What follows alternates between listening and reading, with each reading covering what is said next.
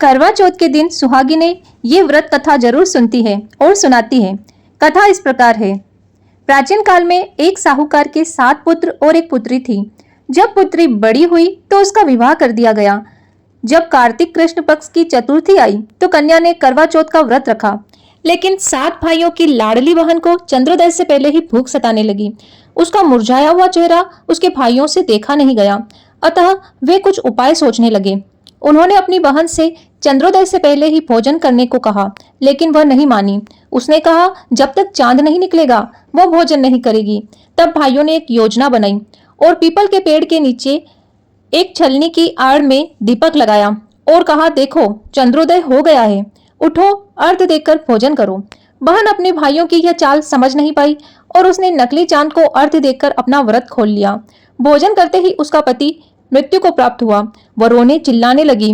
देवयोग से उस समय इंद्राणी देवदासियों के साथ वहां से जा रही थी। रोने की आवाज सुनकर वह साहूकार की पुत्री के पास गई और उससे रोने का कारण पूछा। उस कन्या ने सब हाल कह सुनाया। तब इंद्राणी ने कहा, तुमने करवा चौथ के व्रत में चंद्रोदय से पूर्व ही अन्न जल ग्रहण कर लिया, इस कारण ही ऐसा हुआ है। अब यदि तुम अपने व्रतपति की सेवा करती हुई 12 महीनों तक प्रत्येक चौथ को यथाविधि व्रत करोगी, फिर करवा चौथ को विधिवत गौरी, महादेव, गणेश जी, कार्तिकेय जी सहित चंद्रमा का विधिवत पूजन करोगी और चंद्र उदय के बाद ही अर्घ देकर अन्न जल ग्रहण करोगी तो तुम्हारे पति अवश्य जीवित हो उठेंगे। ब्राह्मण कन्या ने ठीक ऐसा ही किया। उसने 12 महीने तक चौथ सहित विधि पूर्वक करवा चौथ माता का व्रत किया। व्रत के प्रभाव से उनका मृत पति जीवित हो गया। कहते हैं जो भी महिला करवा चौथ का व्रत विधि विधान पूर्वक रखती है उसके पति को अखंड सौभाग्य की प्राप्ति होती है। करवा चौथ की कहानी के बाद विनायक जी की कहानी पढ़ी और सुनी जाती है, जो कि इस प्रकार है। एक ब्राह्मण और ब्राह्मणी थे। उनके एक लड़का था।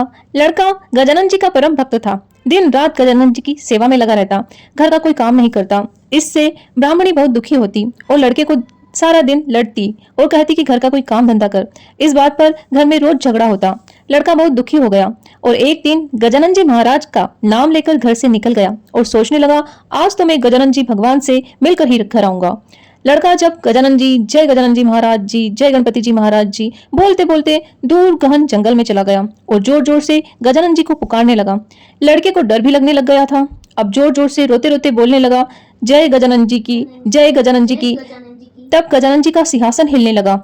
रिद्धि सिद्धि बोली, महाराज कोई भक्त सच्चे मन से आपको पुकार रहा है, आपको उसकी रक्षा करनी चाहिए। तब गणेश जी भगवान बूढ़े ब्राह्मण का वेश धारण कर बालक के पास आए और बोले, लड़के क्यों रो रहे हो? तब बालक बोला, आज मैं गणेश जी से मिलने घर से निकला, चलते चलते इतना दूर आ गया पर गणेश जी भगवान नहीं मिले। आप बताओ गजानन जी भगवान कहाँ मिलेंगे? तब ब्राह्मण वेशधारी गजानन जी बोले, बालक घर चला जा, नहीं तो तुझे शेर चीते भालू खा जाएंगे। पर बालक लड़का नहीं माना, बोला आज कुछ भी हो जाए, आज तो मैं गजानन जी से मिलकर ही रहूंगा। गजानन जी भगवान लड़के पर बहुत प्रसन्न हुए और लड़के को दर्शन दे दिए।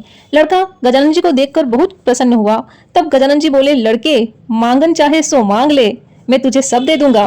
तब लड़के ने थोड़ा विचार किया और बोला, घोड़ा और लगाम मांगू, पूछूं गजराज मांगू, महल मालिया मांगू, पुरसन वाली ऐसी मांगू जैसे फूल गुलाब को। गजानन जी भगवान ने तथास्तु कहा और अंतर ध्यान हो गए।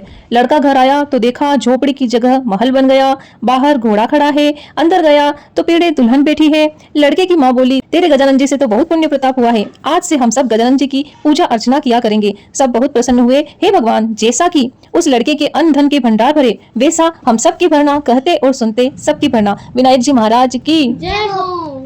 कहानी अच्छी लगी हो तो प्लीज लाइक कीजिए, कमेंट में जय माता दी और विनायक जी महाराज की जय जरूर लिखिए। और हमारे चैनल को अब तक यदि आपने सब्सक्राइब नहीं किया है तो प्लीज जल्दी से सब्सक्राइब कीजिए और जिसने कर लिया है उसको थैंक यू।